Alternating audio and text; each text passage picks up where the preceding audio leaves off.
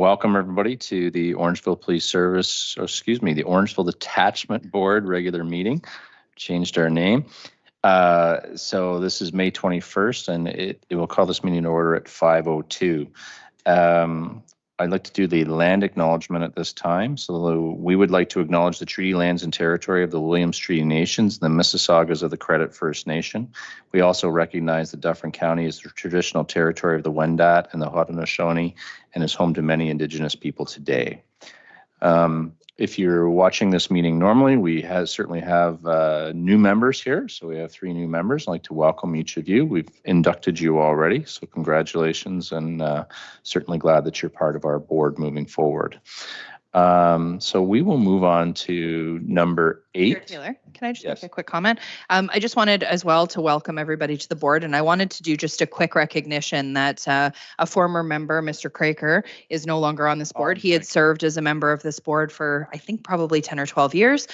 He was the previous provincial appointee, and as we changed over this board, there was a new process, and just wanted to thank Ken for his contributions over the last decade or so for the board.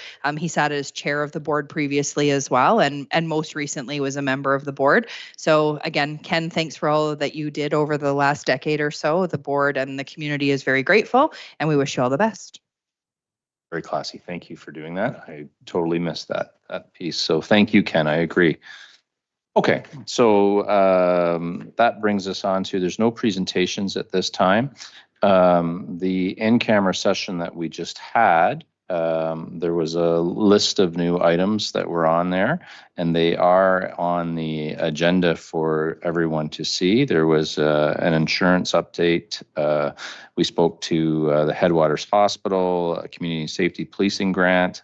There was the Orangeville Police Service contract, facilities update, complaint resolution from a member of the public, presentation to the Shelburne PSB, and a board ratification vote that will take place in the public session. And lastly, we adopted the minutes of our meetings, and that was what was discussed in closed session.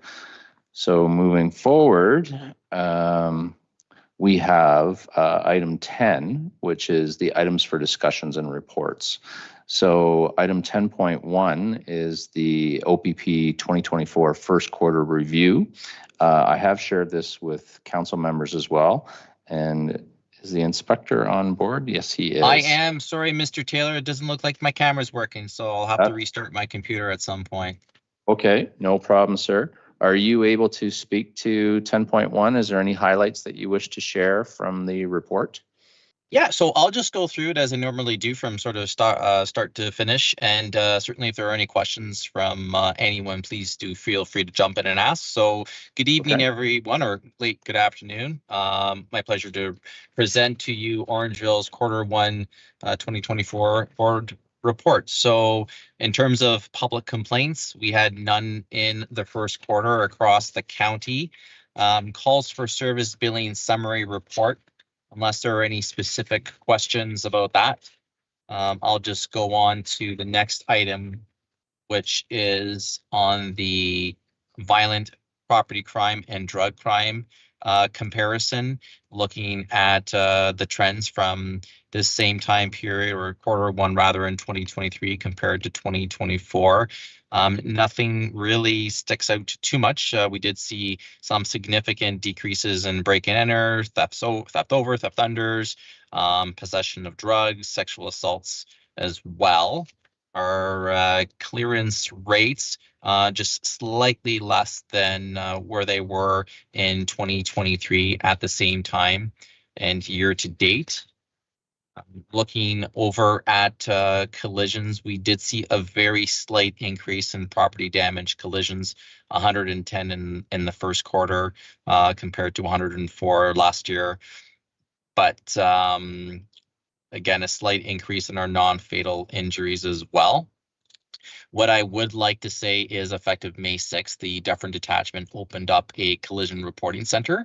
So the collision reporting center, while it operates out of the Primrose location due to its geography being central within the county, and because there's much more space there, it is something that's available to all Dufferin County residents or residents that are driving through the Dufferin County area.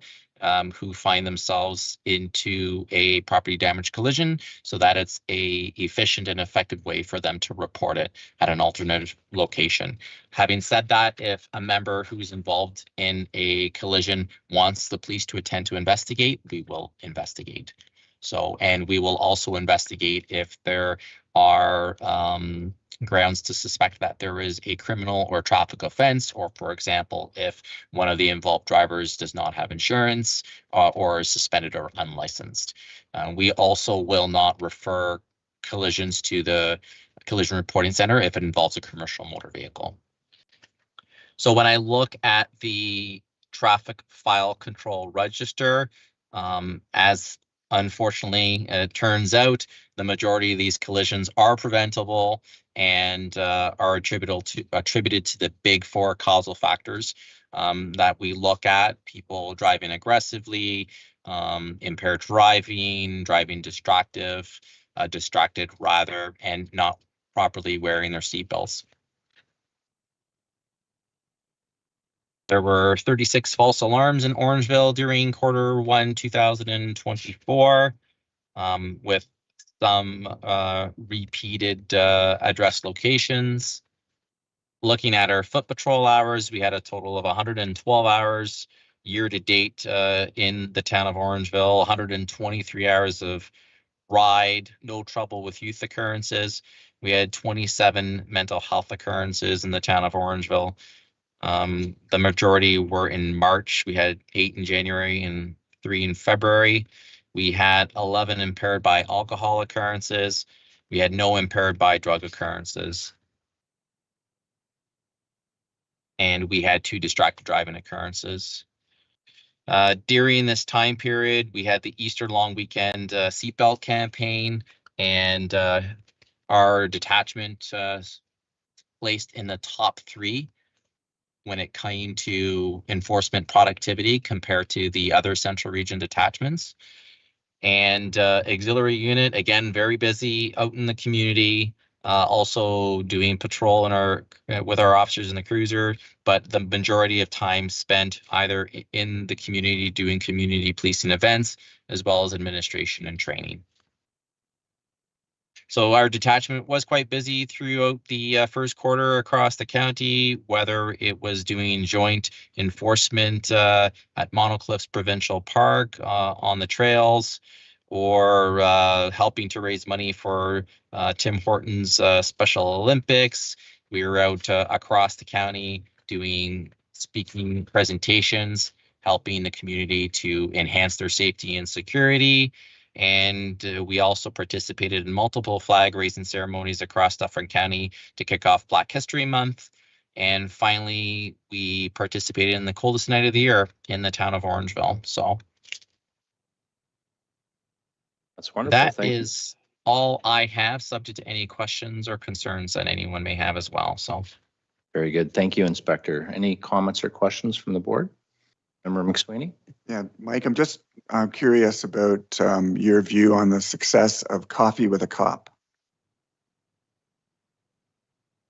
Yeah, so we didn't have a Coffee with a Cop in Orangeville for the first quarter. We did have one in Shelburne, if that's what you're referring to. Yeah, I mean, I've been to both. I'm just curious as to your reaction, the officers' reactions to the reaction from the public. It's a great idea, but I'm not there the entire 3 hours that you're open. Right. We did have some positive feedback from members of the public that did come and thank us and engaged in some conversations. And we were also handing out some Faraday packs to people to, again, help them enhance their safety with respect to auto thefts. But either way, a good opportunity for us to engage and connect with members of the public in a unique setting, and certainly something that I enjoy doing myself, and we'll continue to leverage that as an opportunity to engage with our community. Very good. Thank you, Inspector.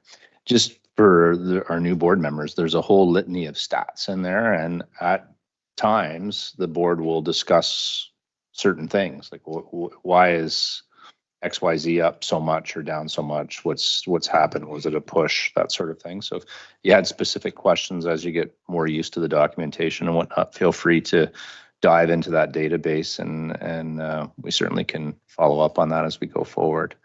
Any further comments or questions for the inspector at this time? No? Okay, so a motion to receive that report from the inspector. Mr. Maycock. Very good, Grant. Thank you. All in favor? Yes.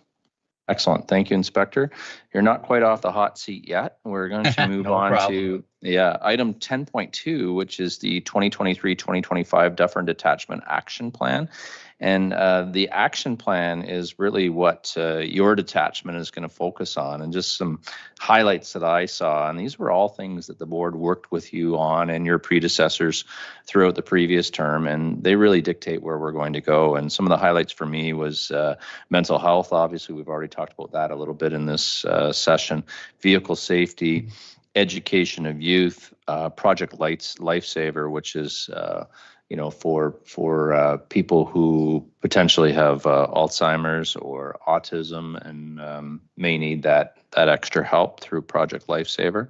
So these are all the things that were in the report. And sir, I was just wondering if you wanted to speak to the action plan at all, or if you don't, if it stands on its own merit, that's fine too. I don't mean to put you on the spot.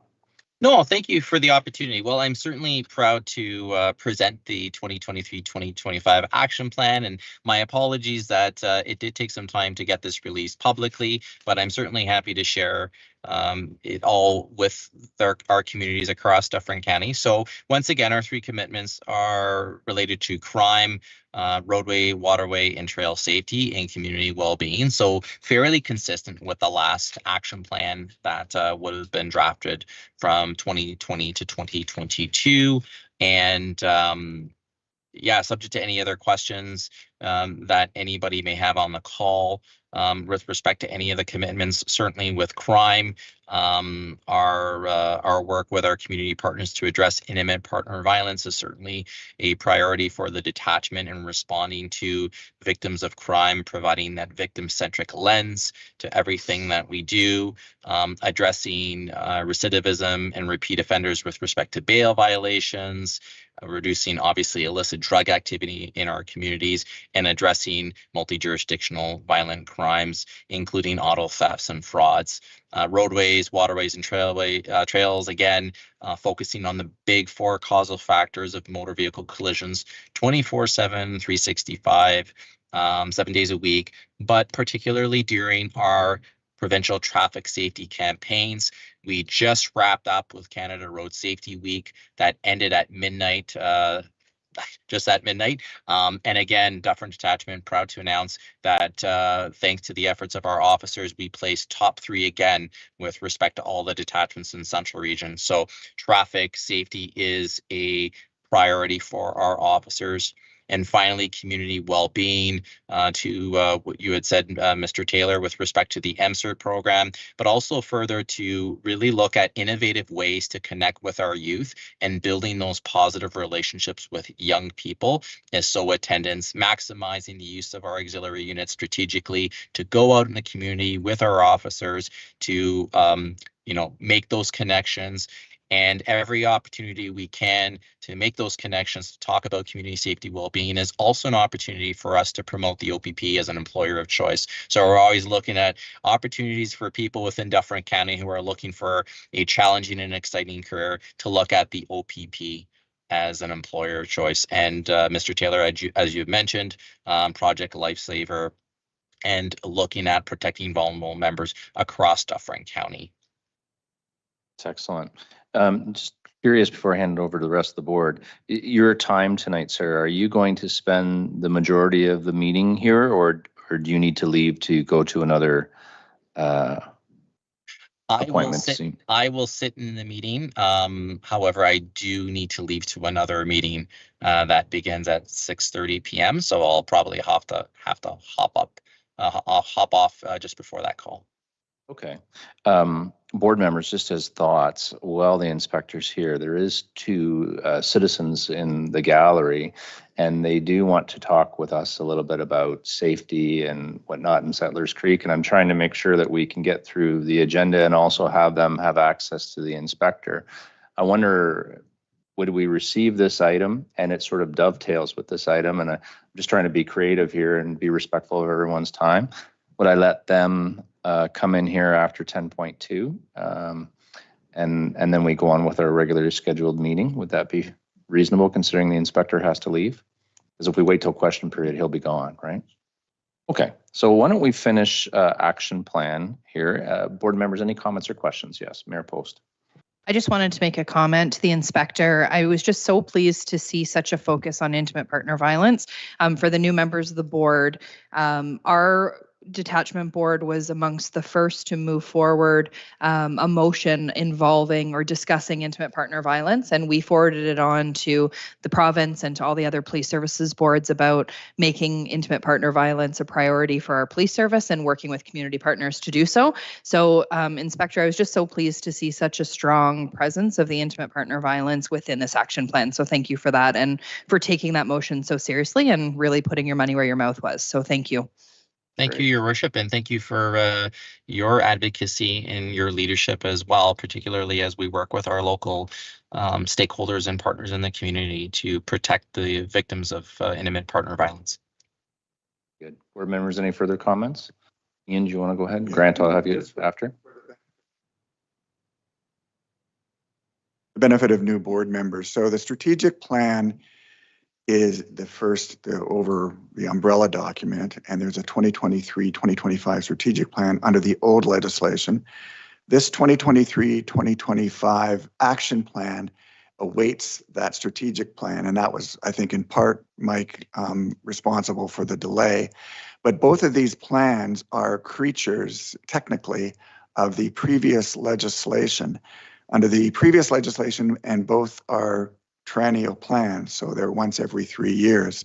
Under the new legislation, both of these documents are to be produced once every 4 years. And I'm just curious, Mike, and maybe you'll let us know as things develop. I'm just curious whether you've heard about what the government's plans are and the OPP plans are to take these documents to term before issuing new plans under the CSPA, or whether there's going to be new plans issued in advance of 2025.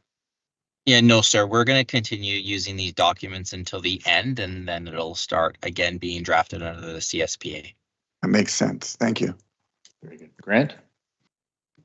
Inspector, thanks again for this. Just a general question regarding the auxiliary program. Is it fully staffed? Are you still looking? Is there anything that we can do to support if you are looking? Good. We are still looking for people who are interested in volunteering, being a member of the auxiliary program. So if there are opportunities to promote that from the recruitment side of things, that people who are interested in joining our auxiliary unit can apply online. So all of the hiring is done corporately. It's not done locally anymore. Many years ago, it was done locally. So if people are interested, then they can certainly go on the public-facing OPP.ca website to apply. Thank you. Inspector, just as a follow-up to that, is there a JPEG or something that we would share within our own networks that we'd find, or would we just literally have to go to that site and find it there? Yeah, I could send you the link there, sir, if you wanted to post it onto your. If there's something that you wanted us to share, that'd be great. For sure. Thank you. Okay, perfect. Okay, board members, any further comments or questions? No, seeing none. I have a motion to receive. Warren, Grant, all in favor? Yes. Okay, at this time, it sort of dovetails nicely with the action plan that we went through. So Renee and Sherry, welcome to our detachment board meeting. Did you want to speak to Settlers Creek at all? Certainly welcome to do so. The inspector's not here live, but he's online, and you're welcome to come forward to the microphone and share your thoughts while we've got him. Live. Thank you very Yeah. much. Welcome. Thank you for the invitation. There's just a few things going on in our neighborhood that I'd like to bring up, and however help the OPP may be to us, we'd be grateful for any information, any feedback, or any help you could give us. We've had a few people speak up on site on the Settlers Creek Forum that we have the Community Watch page as well that Renee here has started for the program. We're having some issues with speeding along, actually, we'll say Spencer is the main street. Now we're talking during school time, and they will zigzag up to Abbey and then on to Alder, but now they're actually going through Settlers Road, Glengarry. Like it's becoming an issue. It started out with just Spencer, but now it's just escalated to everywhere. Now, obviously, If I may, what would be your suggestion? What would you like to, I would know. how would we fix that? Okay, I know we're not the only subdivision having this issue. If it's possible to have random, just enough, I know we only have a budget for so much time from the OPP, but just having once in a blue moon, just not in a blue moon, but every once in a while, have an officer sit, maybe one time on Spencer, on Abbey, just randomly have his car maybe a couple of times a month, not knowing when or where. We can start with warnings, but it's escalated as our subdivision is changing. Maybe some habits are being brought in that just aren't safe. Another problem is the school bus. We're having issues with people parking their cars along where Spencer Avenue School is. The cars are all backed up. People are being asked to move the car, let their child off. They don't have what's called a kiss and go program at that school.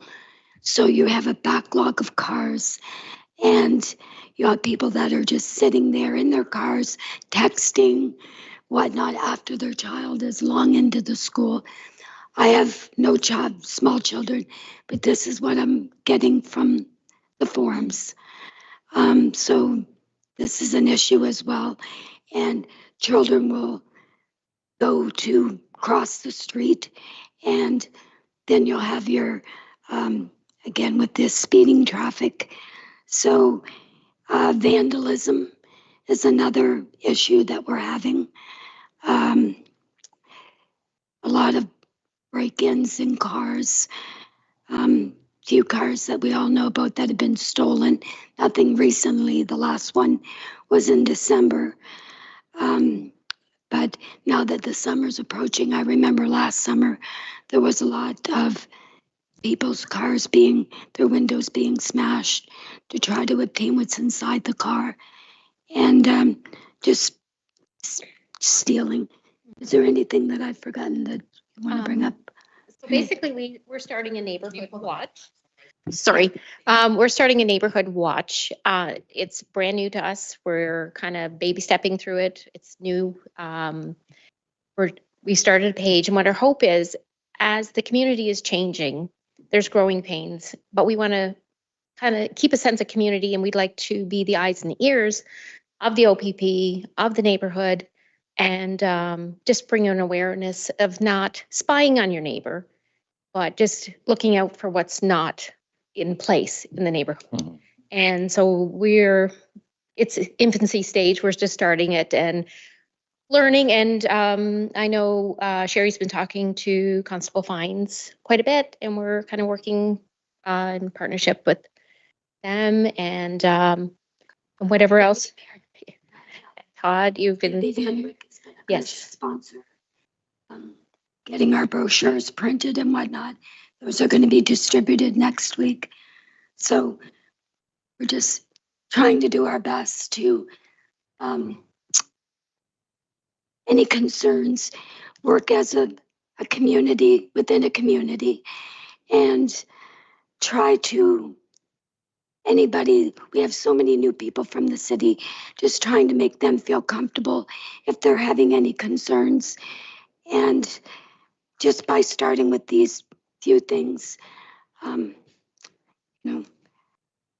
yeah, and any advice that you could give us as we're starting those things, and we would hope that as our community is doing that, other neighborhoods may also, because if we are together in trying to keep our community safe, because we love Orangeville. I've been here since about 94, and my children have grown up here, and I care about my community, and I've seen the changes. But some of the changes in the past little while since COVID, whatever, things, the landscape's different.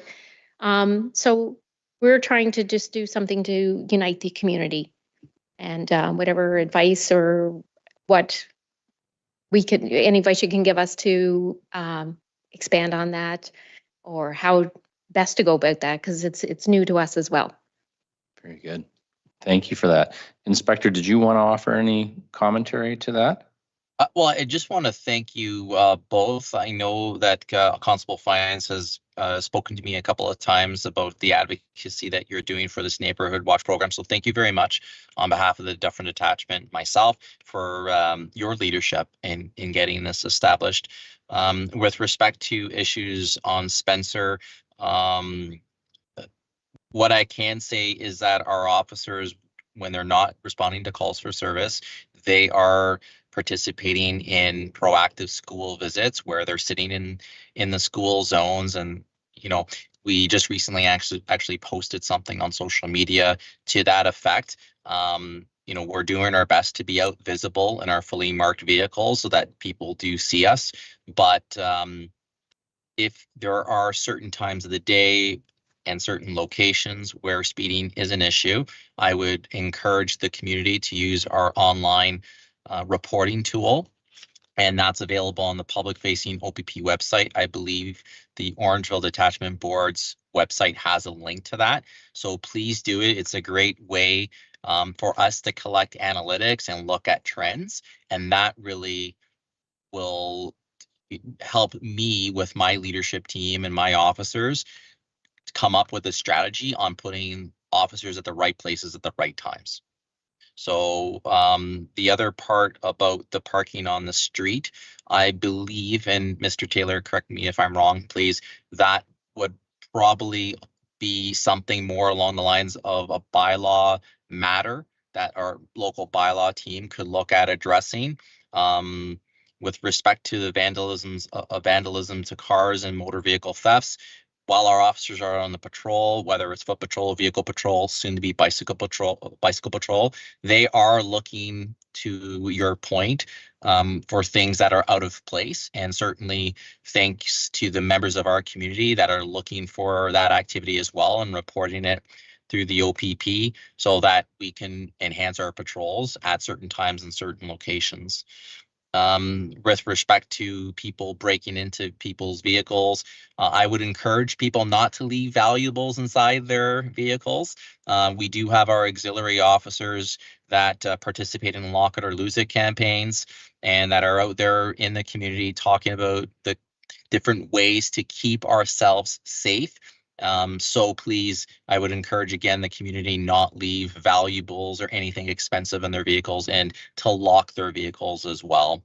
And finally, if you haven't heard about CamSafe, I would encourage members of our community to consider registering for CamSafe. So essentially what you're doing is you're going to a website to say that you do have CCTV or some type of camera installed in your residence.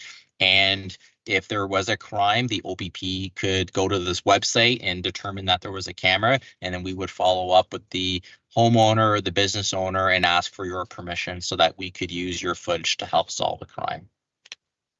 I hope that was helpful. That's amazing. Thank you, Inspector. If I could, just one follow-up, and then I'll turn it to board members. The bylaw issue that you're referring to, it's essentially what's happening is on one street in particular in Settlers Creek, residents are picking up their kids en masse, and quite frankly, they're not being respectful of their neighbors. So they're parking in areas that they shouldn't be parking. They're blocking driveways, candidly disrespectful interactions with people who live in that area. And as you can only imagine, if that was your house and you just happen to be by the pathway and you're inundated by traffic, you wouldn't appreciate it either. So we have had bylaw down there. Bylaw is issuing tickets. Bylaw is asking people to move on. But it's just like the police, right? It's a resource to us as a community, but they're only there when they can be there. If there's something else going on and they're not at the donut shop, they're busy doing whatever they're doing. We can only take them at certain times, right? So they have been there. They'll continue to be there. The resident who has been so kind to inform me of those things, I continue to follow up with her directly, and she's got a legitimate concern for sure. So anyway, board members, did you want to offer anything? And then we'll let these two ladies say one last thing and off we go. No? Mayor Post, yes. I'll just do a very quick thank you as well. Sherry and Renee, thank you so much for the advocacy that you've been doing for the community. It makes a big difference. And I hope that other neighborhoods, because you've identified a lot of problems that are ongoing in a number of neighborhoods. As a member of council, outside of being a member of this board, I would say it's probably the number one concern I hear about is speeding in neighborhoods, residential safety, those kinds of things. So I hope that the advocacy that you're doing shows other neighborhoods how to do the same kind of work. And, you know, the unity of a neighborhood is a really strong thing. So thank you for doing that work. And please keep us updated on how it's going and what you're seeing the trends change. And I'm sure the inspector will be keeping us updated on what they're seeing from their end as well. But Constable Fines is an amazing resource to be using for that community piece. And I hope that he's been of good service to you. I'm sure he has been. So I just wanted to thank you both for the advocacy that you're doing. It makes a big difference in the community. Thank you. Very good. Any other commentary? No. If I may, so, you know, I'm sitting in this chair because I got so angry about Spencer Avenue. I lived on that street for almost 20 years and hold it near and dear in my heart. We have done tremendous amount of work on that street to make it better. And I know in my heart of hearts, we've made it better. Absolutely, we have. We've changed the speed limit. We've added stop signs. We fixed the light at the end of the road, but it's not lost on me that it's still a problem. There is a hill there that, you know, if you start at the top of the hill and don't accelerate, you'll gain 25 kilometers by the time you get to the bottom of the hill. So invariably that's going to be speeding. And I think we're at the point now where the only thing that's going to help is enforcement. And you just had the top guy in the town say that he would help with that over time. So, but the message to get out to Settlers Creek is, and to all areas, is the squeaky wheel will get some grease. You know, if there's incidents, don't just take them in your own hands and, you know, get upset about them or what have you. Report them. And the link is there that the inspectors referred to. So thank you again to you both for being here, and I appreciate the board allowing this to come in at this spot. I would have kept it in order if the inspector was going to be here, but it was essential that he heard it. So I appreciate you both being here very much. Thank you very much. Thank you very much. Okay, thank you. Okay, so board members, I don't think, actually apologize. Did we receive that 10-2? We did, right? And then this was the extra. Okay, perfect. Thank you. I'm back on track. So we're on 10.3, and this is the CPSA governance compliance piece. And this is all about board governance. And Ian is to discuss the April 22nd meeting we had with the DC. Yeah, so Defer. I was going to, so I can just quickly go through this. So one of the compliance issues under the new legislation under Section 69 is that board policies, and we have 19 of them, board policies have to be adopted in consultation with the detachment commander. So since December, we've been working away on revising our policies to be CSPA compliant. And on April 22nd, we had a meeting with the detachment commander through our policies and his comments on those of our policies that he had questions and comments on. And we minuted that. And we, after getting that, we've going to adopt those policies as they have been revised to reflect the detachment commander's input. So this is really just to say that that compliance piece of Section 69 of the Act has been. Excellent.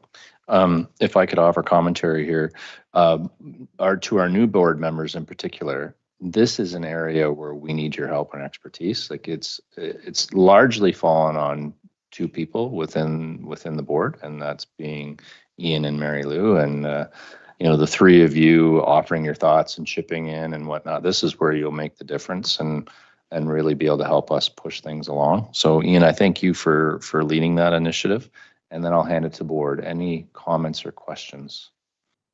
No? Yep. Oh, Grant. I'll just make one general comment. I assume this was you that put the attachment together in the minutes. The governance Yes. materials, yes. It was quite comprehensive and very detailed. So great work on it. Thank you very much. Well, thank you. It's a work in process. I think we'll be better 6 months from now than we are now. Very good. So motion to receive this report, Warren and Grant. Thank you. All in favor? Yes. Okay, so item 10.4, which is the work plan, and it's the next steps that the board will review and align on. And Ian, I'm going to turn this to you again, if I could. So, I'm not proposing that this be a working meeting, but I certainly will take plans. As one of our I think our best policies is our general service standard, which is key. And this policy operationalizes our governance framework. So it takes it from page to the actual, makes it alive with the thing that we. And so as part of that, Mary Lou and I decided we would put together and it's attached to Appendix A, a work plan where we would go, as we go through the year and the quarter, it identifies aspects of our governance requirements that need to be addressed and steps that need to be taken in advance of a deadline with respect to, for example, a June 30th deadline on the report to council. Steps that need to be taken in advance of that in order to ensure that by the time we get to the deadline, we will have already done the work.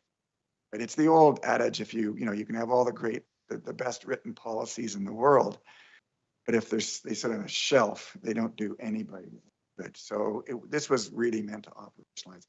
This is my take and the other board members' take so far. It can be improved. So I guess the challenge I put out to board members, and we have another meeting in June, have a look at this and let's make some changes to it. Let's add your input. But anything that you see that can be improved, anything that you see that we missed from our governance framework that should be added, then we can talk about that in June, or we can talk about it off. Otherwise, this is what we're going to be following. We're going to be trying to tick these boxes off to make sure that a matter of general compliance where we need to be each month, each quarter. Now, remember, Sweeney, when you mentioned the June meeting, you're referring to the next meeting of the Police Services Board, not of a special June meeting. I think, is that not a regular meeting in June? It is. I'm just making sure that that's regular OPP detachment board meeting. Yes. Okay. Making sure. Yeah. Okay. Yep. Very good. Board members, any comments or questions to that? Yes, Mayor Post. I just wanted to add the one comment again, kind of for the benefit of the new board members, that when it comes to the work plan, it really is a living document, and that as the detachment board continues to evolve and change and our responsibilities morph and change, that this will be a living document. But these are some of the pieces that we know right now are deadlines we need to hit. But I don't think this work plan is ever going to be finished, so we can constantly keep adding and changing and adjusting as we see necessary. So don't think that this is something that we have to check off as ever being done, because I don't think it ever will be. As any good work plan is, it's going to be an evolving document. Okay. Motion to receive that report. Grant, thank you. Mayor Post, second. All in favor? Yes. Okay. And so this is 10.5, and it's the 2024 annual board report to council. And essentially, again, the sequencing of this is the DC presents to council the strategic and action plan, and then the board presents any local initiatives. And then we get onto the council agenda before the 30th and share this documentation. And if I could, just with my last diatribe, this is where I get a little bit of angst, Member McSweeney, just because there's work to be done here. It's not insurmountable by any stretch, but I want to make sure that we've got a work plan in place and we're going to hit this deadline. I think we will. Okay. So I hand it over to you, and I think that's what we should talk about, make sure that we're going to get there. Yeah, so everybody, I think in your materials, this is the document you've seen already, and I've already made changes to it. And I just really made this up. It's clear under the legislation 60F that we have to, as a board, report annually to council. And description of what we report is simply a policing matters community. So not much guidance in the regulations or the legislation in terms of. So I prepared this as a two-part report, thinking, well, what kinds of information will council be interested in receiving annually? So the first part was kind of easy, and it's in the can. First part is things that we've received, like the strategic plan, local action plan, a copy of any recent progress reports from the detachment commander on the existing action plan, a copy of the detachment commander's reports that we receive at these meetings, received the Q1 report today. It's very easy for us to include as attachments in Appendix A, all of that stuff, including a couple of other things in this report. So that part, subject to comments from others, we can talk about at our June meeting, time to make the council deadline. We can talk about that. I think that's fairly straightforward stuff. Part two is a little less straightforward and is a bit more of a work in progress. Part two I've set up as being anything else. It's kind of a bit of an open box. So, and it's described as any local initiatives the board has added in consultation with the detachment commander, including, for example, budgeting, community engagement activities, crime information described in one of our policies that's not already included in part one. So part two is really whatever we choose to make it. And I recognize that this is the first time have been producing this report. So, it may be kind of rough initially, but I think for council purposes, it will be a welcome receipt. They get any report, on a formal basis from the board, because that's been one of the challenges in the past, has been keeping council up to date as much as we'd like to on our activities. So, perhaps another challenge to board members, if they can have a look at, and I think what I'll do is I'll circulate a revised version, which includes my chicken scratches that I've made on the current version. I'll circulate that, and with the invitation for board members between now and the next meeting to put their thinking caps on and maybe come up with some ideas of what we can include in part two. Okay. And then I think we're going to have to decide and approve and get it to council by the June 30th deadline. So just as a thought, so the next PSB detachment board, and it's lost on me. Detachment board meeting is the 18th of June at this point. And I know we need to talk about that because there's some conflicts with some new folks, but then the council meeting for June is the 24th. So, there's going to be some shaking going on here in terms of like getting the document done. And so that meeting at this point on the 24th, the lion's share of the meeting should probably focus on finalizing that document. So I think we can buy ourselves some additional time. When's the first council meeting in July? All we have to do is submit it to council. Which means if you could submit it by June 30th, then it would go on first council meeting in July, if we need that time.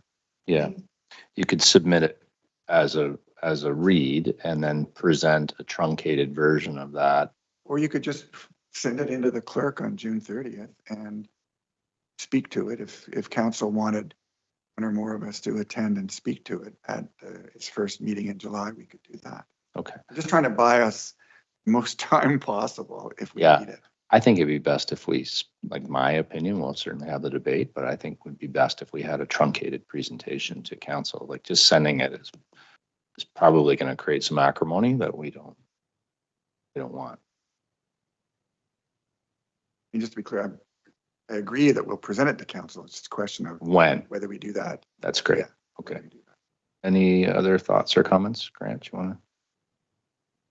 My understanding of this is like, this is predominantly, it's our report to council, but is there maybe either in your other hats, what does council want to see from this board? I mean, I like the idea of any local initiatives. Unfortunately, I mean, unless I look at the previous minutes, I wouldn't know previous activities, the board, but is there something council wants to see from this board? There's a lot of great information, the strategic plans, the local action plans, all the reports. But is there specifically something council, instead of us trying to create what we think council wants, Yeah. is there an opportunity for council to kind of, Someone who sits there, I think it's a great comment. I'll offer mine, then maybe offer yours.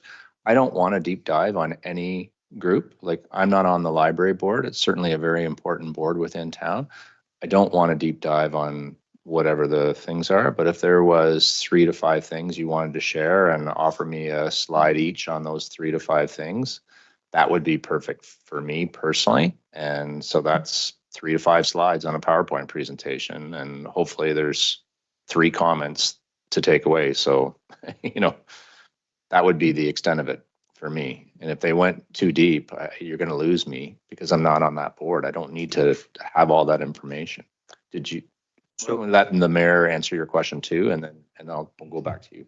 No, I would agree. I think that the biggest thing that council wants to see from this board now is to be connected to it a little bit. So because it is an arm's length board that's not directly connected to the town, it becomes a little bit different. So they see the minutes and those types of things, but it is a little bit disconnected. So getting a high level overview of what the board is working towards. And a good example is that over the last year or so with the governance project that Member McSweeney and Mary Lou have been doing so well, we've been presenting regular updates to council on how that's going, just so they can see what the working piece is and what the board is doing outside of its regular meetings. I think this next one will probably focus a little bit more on the strategic plan, maybe what the action plan is, something that gives council some tangible pieces that if they have members of the public reaching out to them, they can say, this is kind of a police services board matter. Here's kind of what I know that they're working on. And it allows them to have a few talking points on what's going on at the OPP level, at the board level. So a very high level, I think it would really just be a few communication pieces, a few kind of here's where we're at, here's what we're working on, some of those pieces from our work plan and some of those strategic and action initiatives, I think would be where we would probably take it. Great, Grant, you want to go yeah, ahead? I think that's great. And to Ian, maybe a suggestion might be, and happy to support you in this, is maybe even the opportunities to flip the around where part 1 is more of like an executive summary, a little, something from the detachment commander and the highlight he wants to hit, plus some of the great governance work that's been done to get us to this point, and then followed by all the supplemental information. So happy to support in any way I can there. That's great. So the plan at this point is you would send it out for thoughts or feedback ahead of time, but in that meeting, PSB meeting beforehand, we'll have a working session and get this thing done. Yeah, I mean, I think it's important that the council have these actual documents, as lengthy as they are, because they're like the fundamental base documents that govern policing. I like the idea, maybe we can work in for part 2, a combination of our work plan and our action register. The action register, we've often thought the action register, which we'll get to, is kind of a list that we keep of our little projects. We were thinking that eventually the work plan and the action register would merge, but I think for the time being, it's good to keep them separate because they're kind of separate things. I mean, one is kind of a tally of the things we're working on. The other is a plan of what we're working toward. But it may be that we do end up merging them. So let me take run at producing a draft of something. Okay. Would we make that as a motion then, that we deputize Member McSweeney to take a, like, you'd have to minutize this stuff, right? So to put towards a draft agreement and board members to weigh in on prior to the next regular meeting. You'll make that Grant? Okay. Warren will second it. All in favor of that? Excellent. Okay, good discussion. So that is 10.5. So 10.6 is the governance ratification. So the board review and discussion. And Ian, I think you're going to take this one. Yeah. So let me try to condense this into a bite-sized piece. So part of the problem, the reason, I mean, ratification is an odd term, I know, and the reason we're using it is because it was kind of a foot race to get to April 1st and be totally in all aspects of the CSPA, because there were a couple of missing pieces didn't come into play until after April. There were a couple of regulatory pieces, but perhaps the most important piece was that the mandatory training and board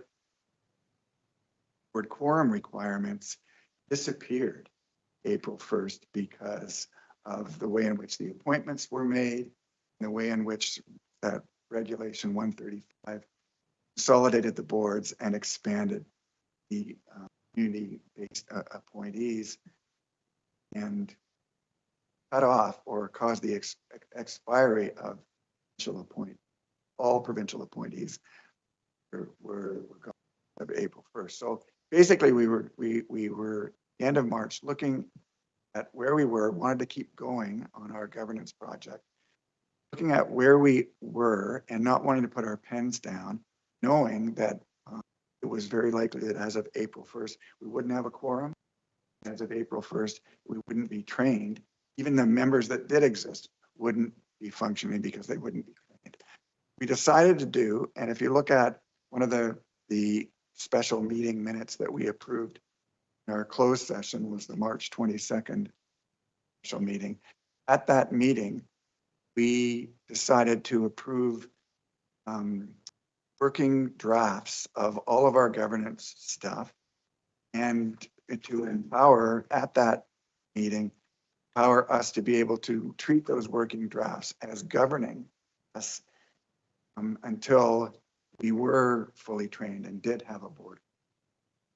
So that has allowed us to continue doing all the stuff that we've been doing in April and May, knowing that at our first meeting in May, which is today, we would have a quorum, we would have our new members, we would all be trained, and we could actually function. So we thought, let's go back, let's have an agenda item today under which we adopt and ratify and approve everything we've done on March 31st.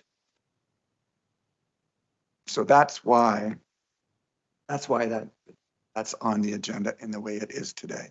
So in a sense, it's curing all of the actions that we've taken in the past, April 1st to May 21st, where we may or may not have had authorization technically asking for it to bless those actions. So you're cuming it together. And because we weren't legit for a period of time, because we didn't have these measures, We kept doing things. You want to dot the I's and cross the T's and have this in this document today to be, And just the way the motion's written. and it all makes perfect sense Yep. to me. Grant, did you want to speak to this? Just a clarifying question, maybe a governance question. So is this technically the first meeting of the Orangeville OPP Detachment Board? That's why I'm struggling with our name so much. So as part of that governance as well, do we also need to elect the chair? No. No, because according, like, of all the things in here, the first meeting of the board and the first of the year requires an election of the chair and the vice. So we can do whatever we'd like. I assume it would probably stay the same. The way it had, the way I went through and looked at the same thing, and it says that it's on the first meeting of the year, which this board has already had, but I don't know. I just want Does to. anyone else want to have a? I'm very comfortable with. I'm not vying to keep the chair. I'm No. We're very comfortable to leave it is. No, but I just want to make sure you've done incredible work in this governance. Yeah. And there's a lot of call outs for that. I just don't, and you're, like I said, there's a lot of good work there and I want to keep it going. Just want to make sure that we're following our own rules as well. It's a very good point. I'm comfortable as a matter of the governance. Because what, in April 1st, it wasn't like we ceased to be an entity. We were more like we were suspended as a board. The transfer from the Orangeville Section 10 Police Services Board to the Orangeville OPP Detachment Board was a name change. Okay, cool. The entity itself continues. So I'm comfortable that what we did, even though we were suspended for a while, 21 or for 41 or whatever, 51 days, I'm comfortable that what we did at the beginning of this year is the Orangeville Police Services Board takes us through, in terms of the chair elections and vice chair elections, takes us through to the end of this year. And the only thing I wanted to add to that is the reading that I did, because I thought the same thing you did. Like, do we have to go through this whole thing again? But it does say first of the year. So I think we're legitimate. But if the board wishes, we certainly can. I think now it's on the minutes. We all are on the same page unless anybody disagrees. At least we're all aligned with that. Quite happy for you. That wasn't the intent, but just again, like I said, this is some pretty detailed work and just want to. Okay. Good. So I think, is it just the last thing, any other thoughts or questions? We got everybody? So we're on to the point here that the motion that the above ratifications and approvals be adopted by the board. Motion to do that, Mayor Post and Member McSweeney, all in favor of doing so. Excellent. And I think it was great, just as a side, that the two of you made those motions versus the new board members. It makes sense that we would be responsible for that. So very good. Okay, so this is item. Just one other thing. I had a note from one of those meetings that you've already reported this step to council. I think you did. I don't know which council meeting it was. So we have been keeping council up to date. Yes, I did. Okay.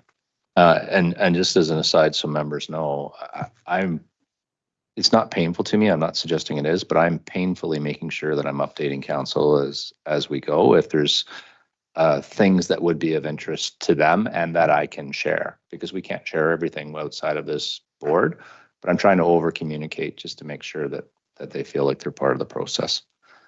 Okay, so item 10.7, this is an update on the MCRT enhancement grant and the CSP grant, which is due April 30th. I think the key things here, there's some interesting stats in this for sure, especially in the first paragraph.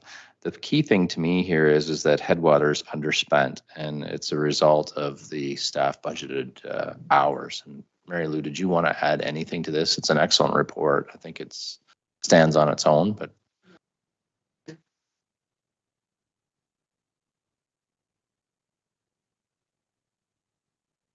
Cool. Yep. Sorry. Yeah. I just wanted to draw your attention to some of the highlights of the great work that the MCERT team is doing. Only 6.4% of the calls where MCERT attended did it result in an apprehension under the Mental Health Act.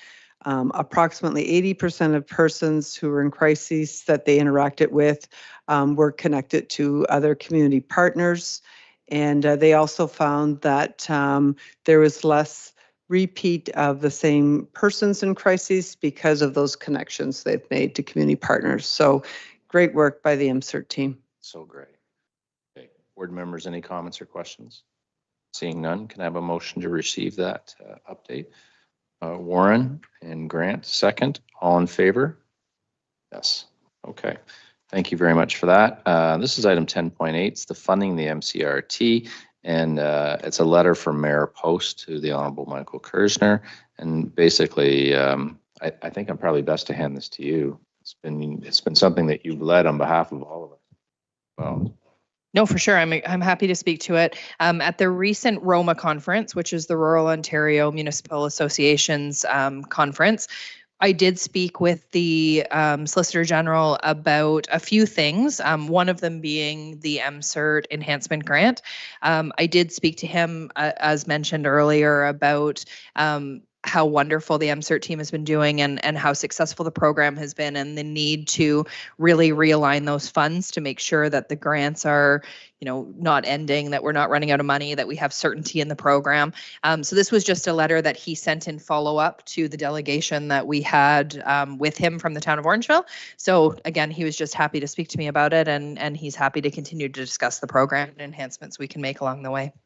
Great. Just as a side issue, to have someone be able to capably and professionally represent our community at the senior levels of the Ontario government is a joy, an absolute joy. And you do a great job, and I'm super pleased, super happy to sit here with you.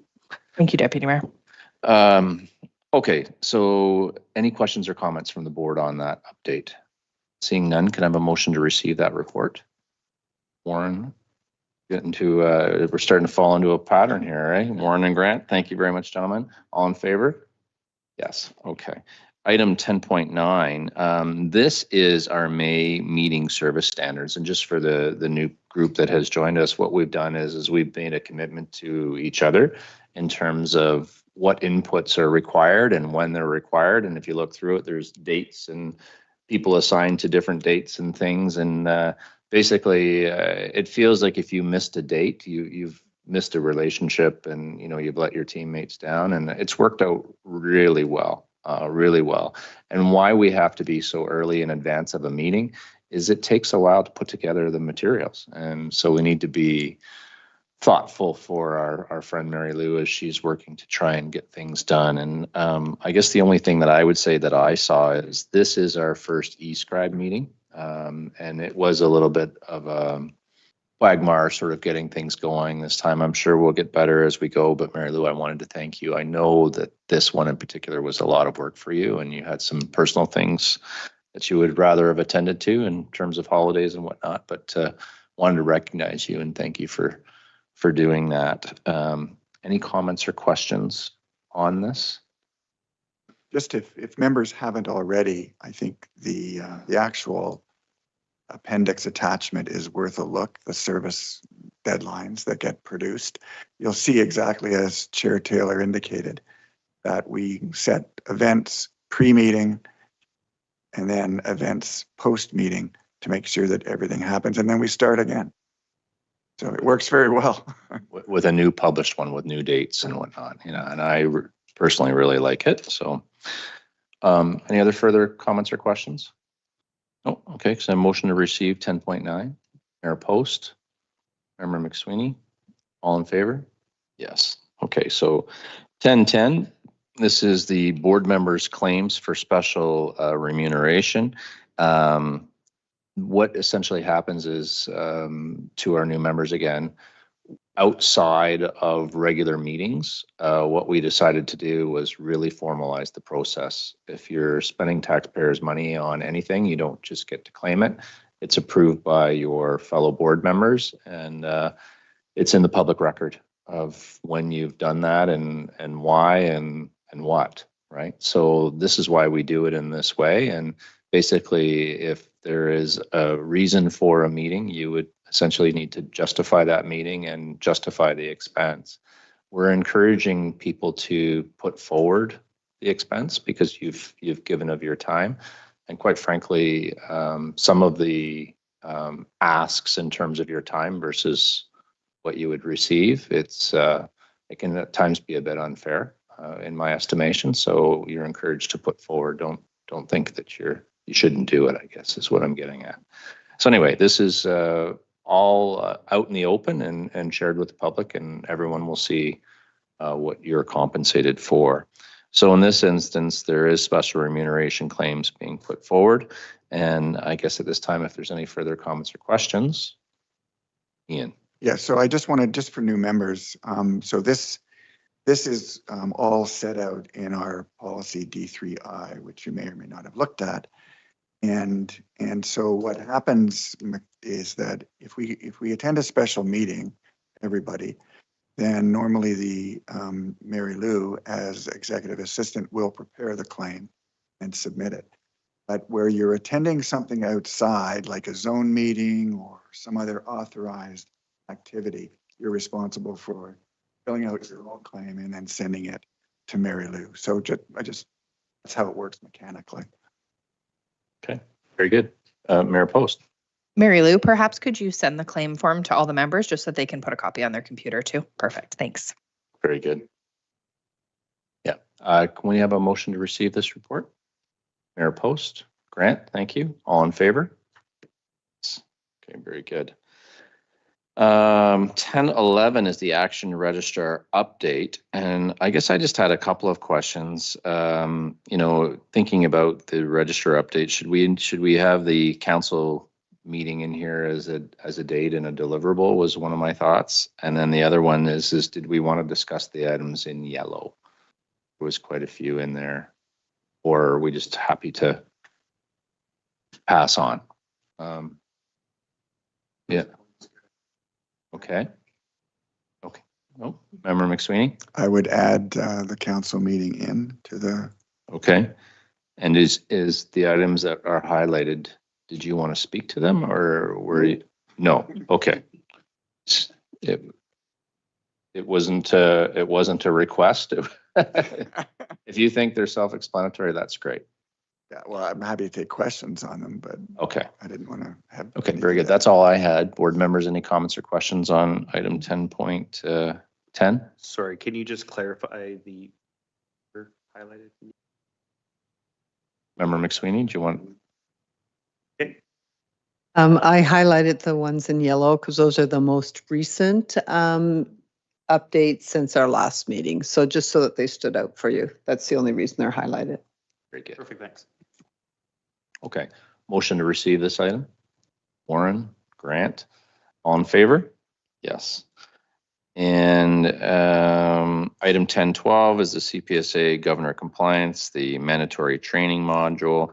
And I think we were all just going to make sure that we've all taken this. And my understanding is there's only one individual who is not compliant at this point, and that's our new provincial appointee. And you've made yeoman efforts to do so in advance of this meeting, but through no fault of your own, not quite there yet. But I think the rest of us are ready to go. So thank you, everyone, for trying to get that done. And Jacqueline, I hope I didn't center you out. It's certainly not your fault by any stretch, and grateful that you're making such an effort to get that done.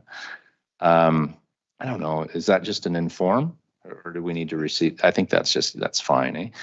Okay, so item 10.13 is the OPP detachment board regulation.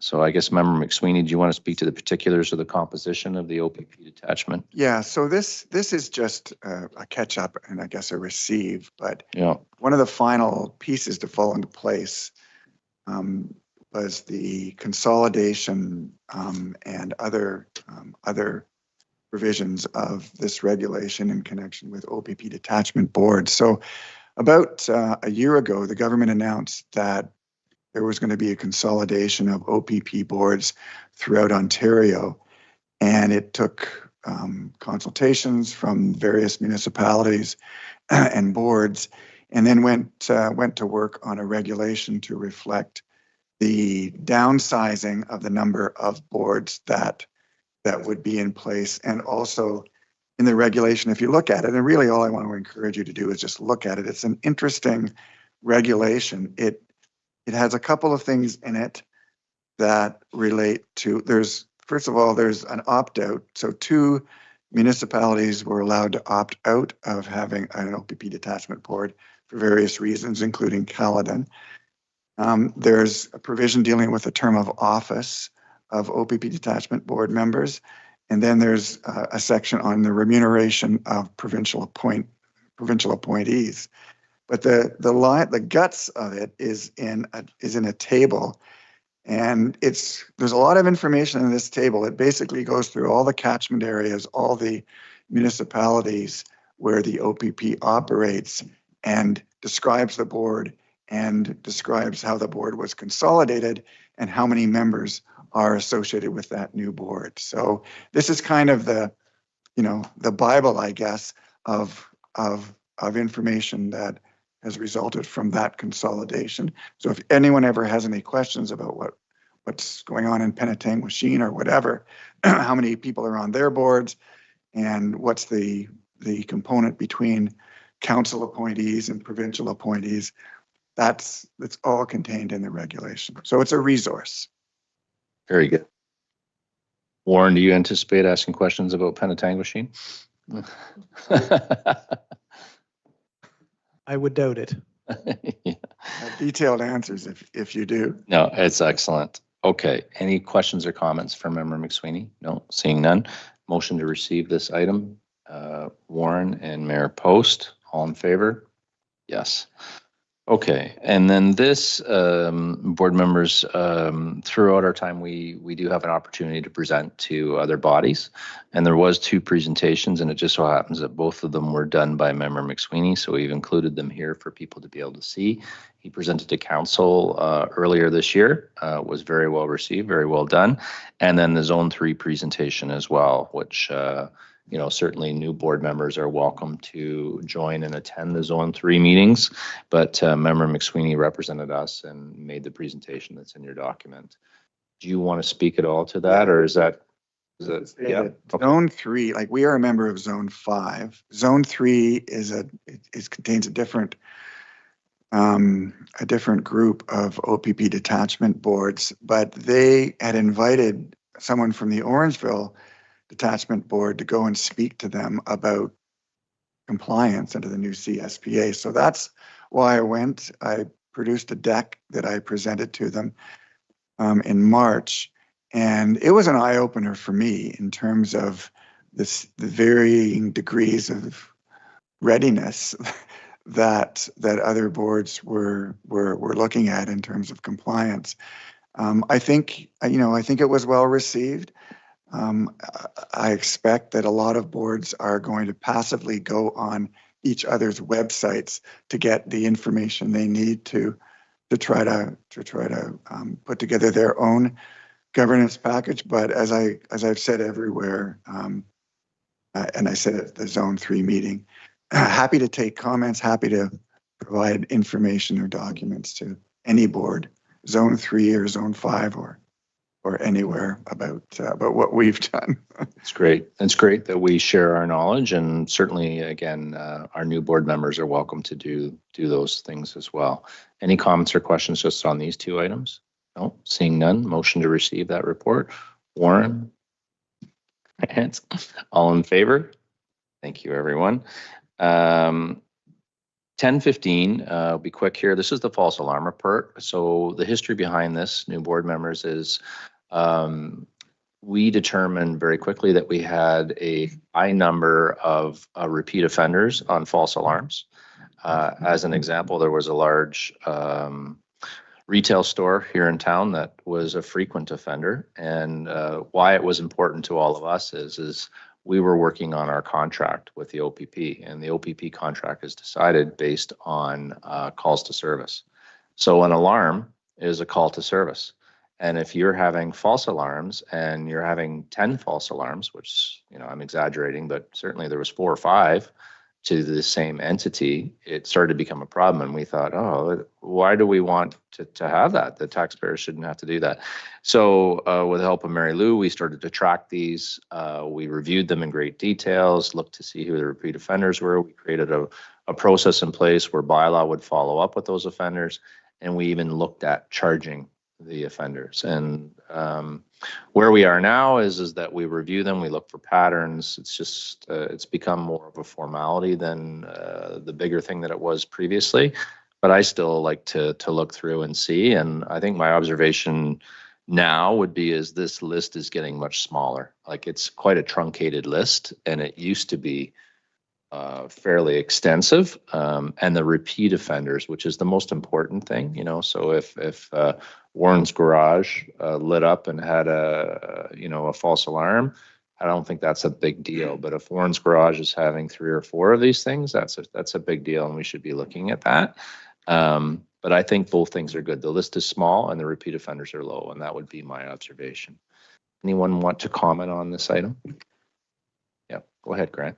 Just a curiosity, like I look at the 16th to 30th April, I mean, even if somebody believes there is danger to them and it turns out to be false, it's something we still want to put under the false alarm list. I don't want to make it, people not feel comfortable that they can't call. I just I look at this person 1 o'clock in the morning, private residence. I think someone's in the house. It's now on a list that calls them out that it's a false alarm list. I want to make sure that residents feel if they think someone's in the house at 2 o'clock in the morning and they're home alone, call the police without feeling that they're going to end up on a list. Yeah. Like there's a very big difference to, I mean, obviously I'm assuming the police will monitor, mischief, and they're calling 7 times at 2 o'clock in the morning. But I just want to be cautious for us calling somebody on a false alarm. I think that's fair. Again, it was started because there was numerous people who were causing issues. I mean, I think over time, if we wanted to talk about what this list should be or if the list should continue, I think that would be fair. It was done from a point in time that we were getting ready for a contract. We'll still be up for review at certain periods, and your calls for service still will come into play. So you could, but maybe it's something that we look at and have a discussion about as we go. That was the one that I was going to comment on as well, because it's not actually showing as an alarm. It's saying that it's a caller. So I'm not sure why that one's on the list. I found that one a bit odd too, because normally it's when an alarm is activated and they get there and it's a false alarm. That's what's on the list. But this one very specifically says it's a caller, not an alarm. So it might just be on the, I've never seen that on a list before. So it might have just been put on there in error. If I may, the history of this is how we get it. No one on this board, Mary Lou included, touches this data. This comes right from the OPP, is sent to us, and kind of, I don't want to say garbage, but in out, right? So that's where it goes. We'd have to ask the OPP. I would assume it's how it was coded, because I think they're giving us calls that are coded a certain way. So I'm guessing maybe this one was coded the wrong way, like had the wrong code assigned to it, which is why it's on the list. Because normally we wouldn't have a call on the list. It would just be an alarm. Just with this being a public, like this is available publicly now, I just think might be some care, even some consideration to revising this from a permanent record type thing. Sure. Maybe we take that offline, you and I, and we could follow up directly and ask for some more information about that. Is that okay? Okay. So would we need to instruct us to do that as part of, I don't think so. We'll just take that off informally and go. Okay. So based on that, we'll have a motion to receive these reports. Mayor Post, Grant, thank you. All in favor? Yes. So we're on to 1016. This is the website update. I guess we just want to do a general review. As commentary, there's comments on here about looking for new members. So we should probably update that. But outside of that, my commentary would be is this looks fantastic. It's really good. Did you want to speak to this item? Yeah, so in anticipation of moving beyond today's meeting and the appointments of the new members, I actually sent Mary Lou a track change version of revisions to the website that kind of recognize where we are now and take out all that search for new members and the like. So Mary Lou, you might want to circulate that track change document to the other board members. And if everyone's comfortable with it, then we can get Tabitha to make those changes. The one the one area that I'm very keen on finalizing, and Lisa, it's kind of over to you. I think you were going to have a discussion with Tabitha on our community awareness program. This is a program that we commenced a while ago by reaching out to stakeholders and community partners, developing a mailing list kind of who they were, and then reaching out to them with a letter that we drafted saying, we're here, we want to hear from you, we want to, kind of reach out to the community, and we want to let the community reach into us and set up an easy flow of communication. And I think town council does that in a bit of a polished and more experienced way. So Lisa was going to speak to Tabitha to get the right words on our website. And so I think that is to come. If I may, just to provide a quick update, we haven't had deeper conversations yet other than the very preliminary ones. Tabitha had stepped into an acting manager's role and didn't have the capacity to deal with this project specifically yet. So now that that's off of her plate, we're going to move forward through the summer months and really try and lock in some of those components. And I will update, it'll probably be in the fall before I'll have a really strong update on how we're going to proceed with that. Very good. Any other further comments, board members? No? Motion to receive this item? Grant, thank you. Warren seconds this time. Excellent. All in favor? Yes. Okay. 10.7, this is the amended and restated archive services agreement. Maybe I'll just give a little history and then I'll let people speak to this. This is in here because we, again, had the name change and we're in this new world. Under the old contract, we actually had storage space for ourselves with paper files, believe it or not, of old when PSP, it was old Orangeville files. As time went forward, the OPP took the files that they felt were pertinent, criminal things and whatnot. They kept those for themselves, as they should. And the rest of the files, the board went through and determined that we should keep a record of our files. And then as time went on and digitization and whatnot, we realized that we needed to have a storage spot for them and we needed help to do that. So we created this agreement with the town and basically a relationship with the clerk. The clerk has access to the files, but the clerk is sworn to confidentiality. The clerk, they could go through the files if that's what they wanted to do, but why would they do that? There would be no benefit to them to do that. So our files are with the town of Orangeville, and this document is simply a update to have the new name and whatnot in, and saying that we still have this archival agreement. And the key of it is it's our property, ours as in this board's property. It's not the town of Orangeville's property, it's this board's property. And we can ask for it. You can ask for any file you want to see as new members. It's your right to see and have access to these things as you see fit. Anyway, that would be my diatribe. Any further commentary on this, Member McSweeney? Yeah, so there's a number of important changes that need to be made to this agreement in order for it to reflect the new legislation. There are also some substantive changes. So when we prepared this, track change version looks like it's quite extensively revised, but the reason is because it is. So Todd, I think you were going to pitch that over to the town. We haven't heard back, but there will have to be some dialogue between the board and the town in order to execute this agreement. And part of the other thing important thing that happens under this agreement is if the town receives a Freedom of Information request on any aspect of board records, this agreement deputizes the town clerk. Those requests on our behalf, the town clerk come to us and report periodically about what's going on and keep us informed. But that administrative aspect of Freedom of Information requests is is not something we have to worry about. It's just something we've delegated under this agreement. Thank you. Just as a follow-up to that, so I have followed up with the town. I will follow back up with them again, and I can't remember if I copied you on it or not, but I will on the next one and make sure that you see what we're doing so we can be on the same page. Okay. Any other comments or thoughts on this?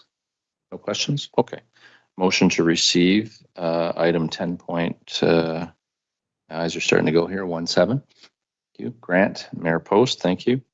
So item 10.8 is the Zone 5 update by Vice Chair Ian McSweeney.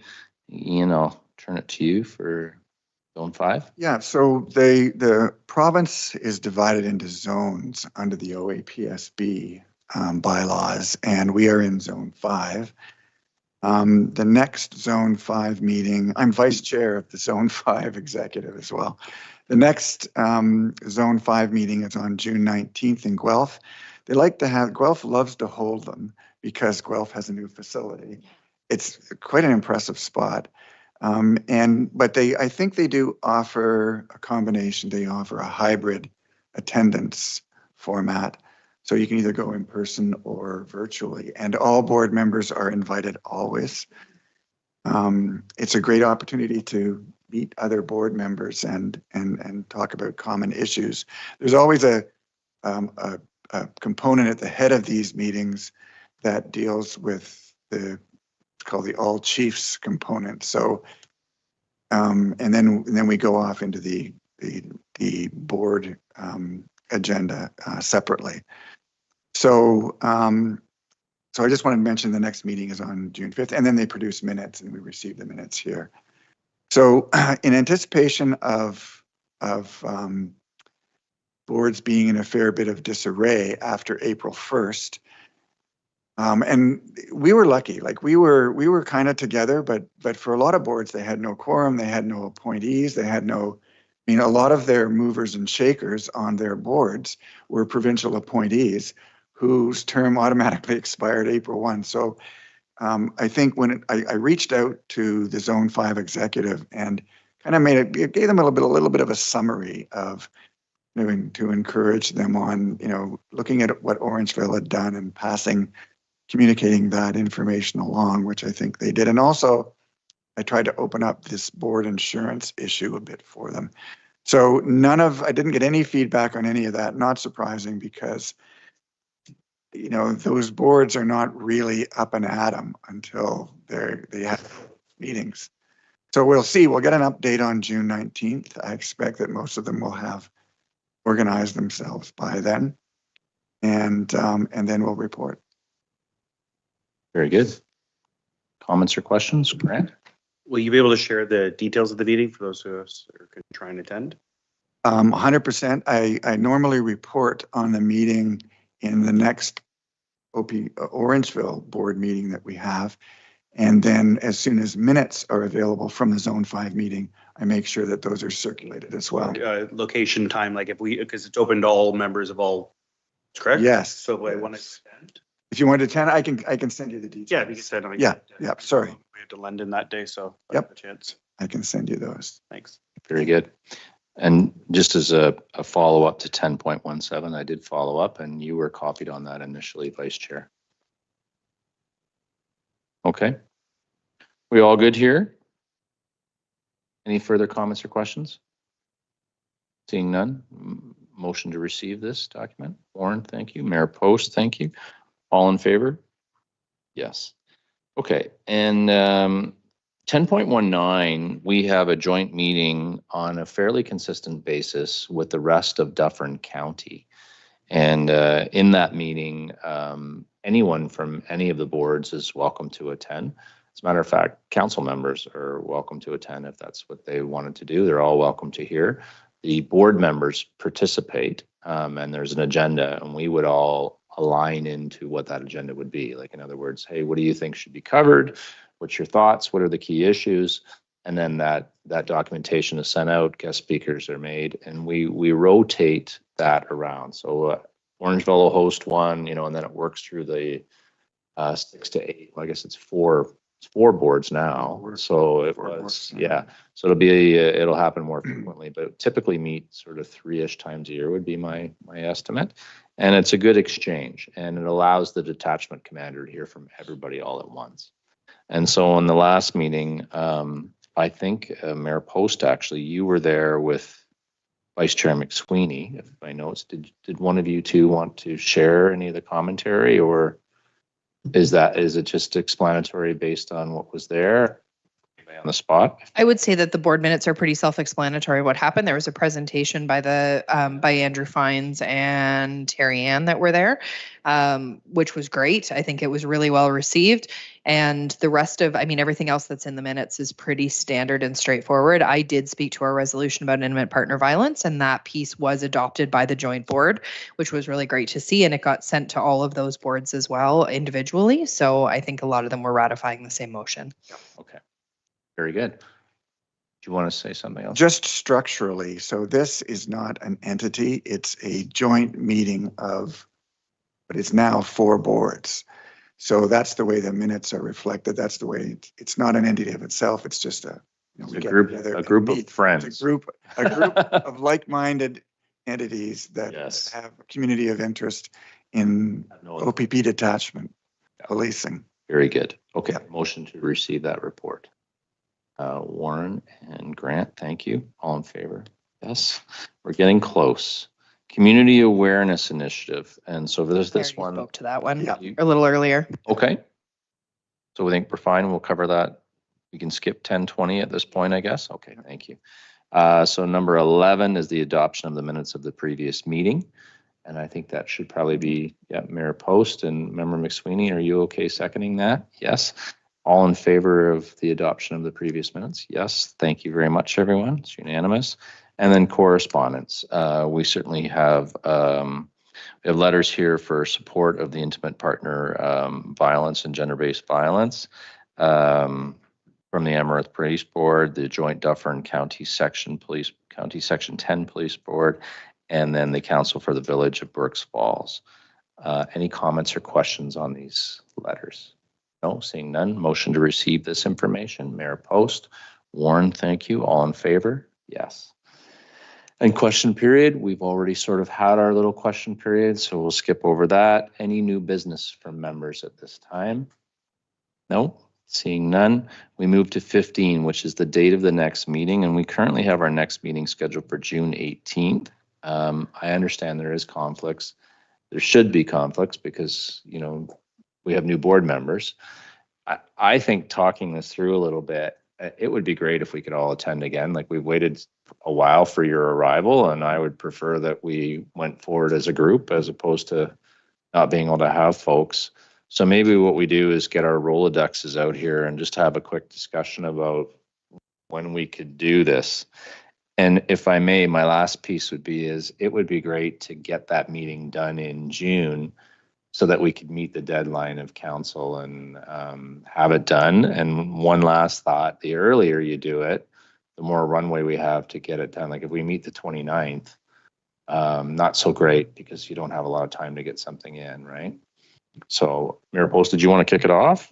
Yeah, I can kick it off. It would be great from my perspective if we could keep it on a Tuesday, because those are typically what we've kind of got planned in our own council schedules to have police services board meetings.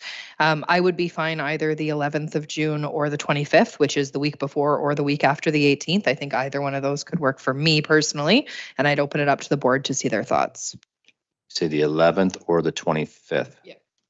I'll just jump on that. The 25th works for me. The 11th, I've got a schedule conflict, but the 25th works perfect. I am also the same. 25th. Does Jacqueline?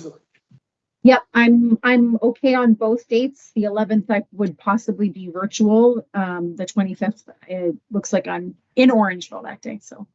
Okay, great. So, One last question, if I may. Would we have board members a closed meeting on the 25th, or would we simply meet at 5 o'clock?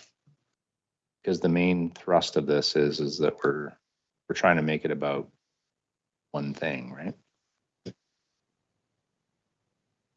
We do. I can make either happen.